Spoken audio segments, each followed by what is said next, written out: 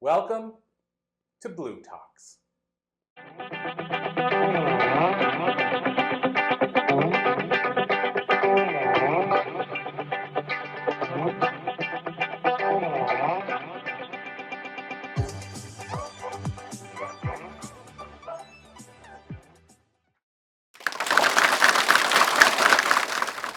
Thank you. It's a pleasure to be here at Columbia University on the bLU Talks stage.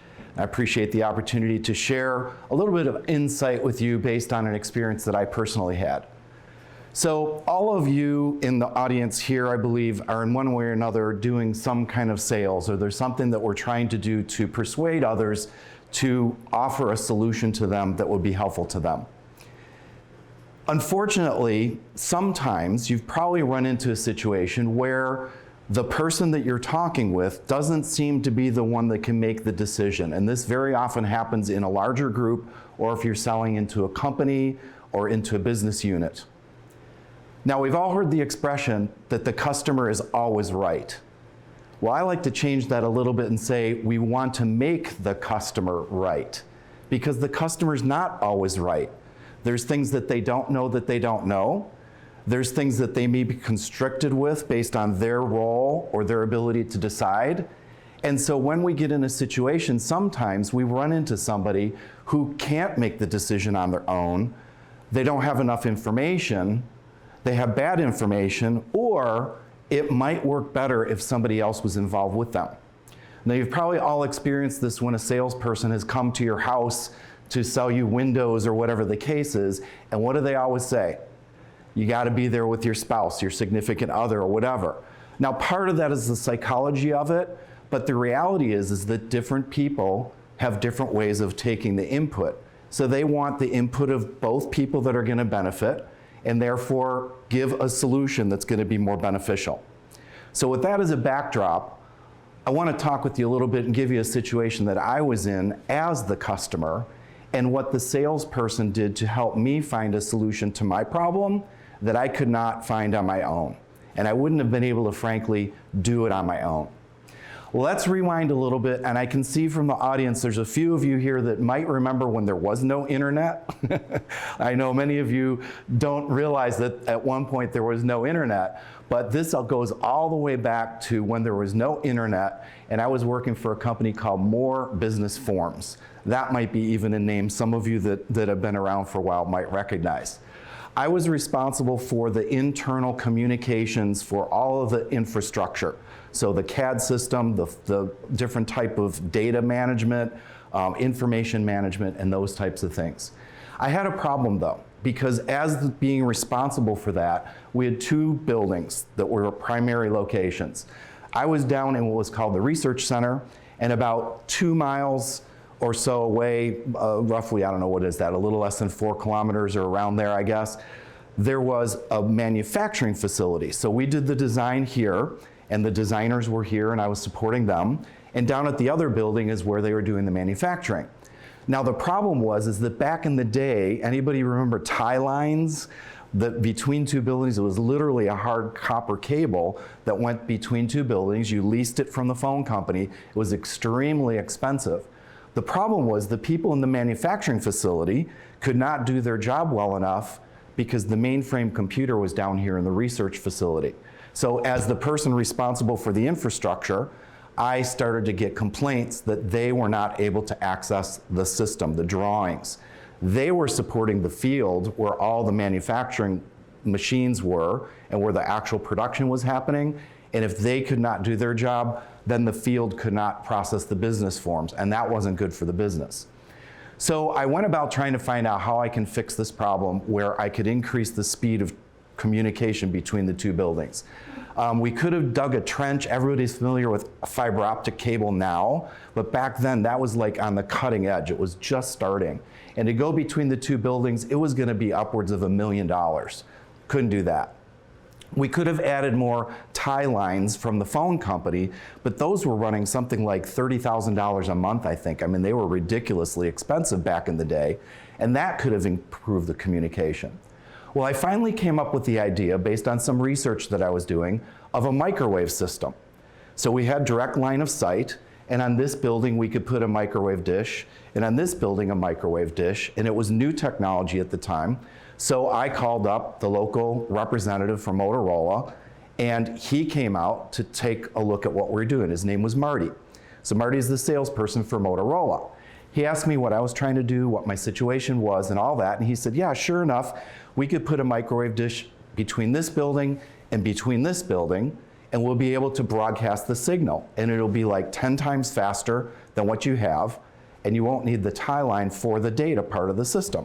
I thought, that sounds great. How much is it gonna be? He said, probably about $250,000, which really disappointed me. I was like, oh man, that sounds like the perfect solution. Everything else is definitely out of possibility. That sounded good until you told me the price. I cannot really afford that. My budget had kind of been eaten up. I really couldn't make that decision on my own and make that happen. Marty was very smart though, and here's where I want you to start tracking along and think, what did Marty do? And then at the end of this, I'll recap what I believe happened to change this around. So Marty started to ask me some questions. Okay, Art, you mentioned that this is the research, this is the manufacturing, and manufacturing supporting the field. Now he had an idea in his mind about something that I hadn't even thought about. He said, where is the phone system? How does the phone system work for your company? Now I didn't know anything about that, it wasn't my job. But he was smart enough to realize that the phone system also was running on the tie lines. He goes, I have a hunch. Do you mind if you introduce me to the phone people? I said, sure, I'd be glad to if it's gonna help me out, whatever you need, you know? So I introduced him to the people that were running the phone system. Unbeknownst to me, they were having a problem where the manufacturing building was complaining about phone calls coming in from the field that had to be routed to over here where the main phone switch was, and they did not have enough tie lines either. So it turns out they were looking for a solution that I didn't even know that they were looking for it. So we got together with the phone people, Marty did some calculations and stuff, and he said, look, here's what we could do. We could put in a microwave dish that will allow the data to go across this way and the phone lines to go across this way. And he told the phone people, it'll solve Art's problem and it'll solve your problem, and it'll allow you to have 40 times more phone lines, 10 times more on the data. They said, how much is it gonna be? He said, $250,000. They said, that's all? That's amazing, let's go. So within a few weeks, we wound up having the microwave system installed between the two buildings. I got my data, they got their phone lines. Guess how much I paid for my data system upgrade? $0, right? Amazing. I was really happy, and we actually made it on the cover of a magazine and stuff because this is the very first installation of a polarized microwave. It was literally running this way for the voice and this way for the data. So Marty made good out of it because it was the first time he did it. I made good out of it because I got my data upgrade, and the phone people were super happy. So let's just review for a moment what happened here. I was somebody who had a problem. I did some research. I thought I had the right answer, but I didn't have the full answer. I didn't know about that, and I certainly didn't know about the others in my company that had the problem. Marty was smart enough to ask questions based on where he knew he wanted to take me, what the possibilities were of where I could go, and he helped me understand something that would help him. And that was, could you introduce me to the voice people? Happy to do that. Now he's talking with them, and he has a very unique solution that can take care of both of us. So the lessons are, number one, no, the customer's not always right. It doesn't mean they're wrong. It's that we want to help the customer be right. Marty wanted to help me, but he couldn't do it with just me and with just my budget. I would not have been able to go forward. What he did was help me be right by getting other people involved that also had a need. There was an adjacent need that wound up funding the whole project for both of us. The other thing that he did was he also realized that probably, maybe even coming into this, I wasn't going to be his only point of contact. And I know for sure, because I talked with him after this, it was really a case study in how to do sales. He used this model moving forward in terms of ways to uncover additional needs. So some of the takeaways that I'd like you to think about is, when you're talking with somebody, especially if it's a group, let's say that you're trying to put together a presentation or you have a solution that's bigger than the person you're talking with. Maybe they're at a lower level in the organization. Maybe they're just one part of the organization.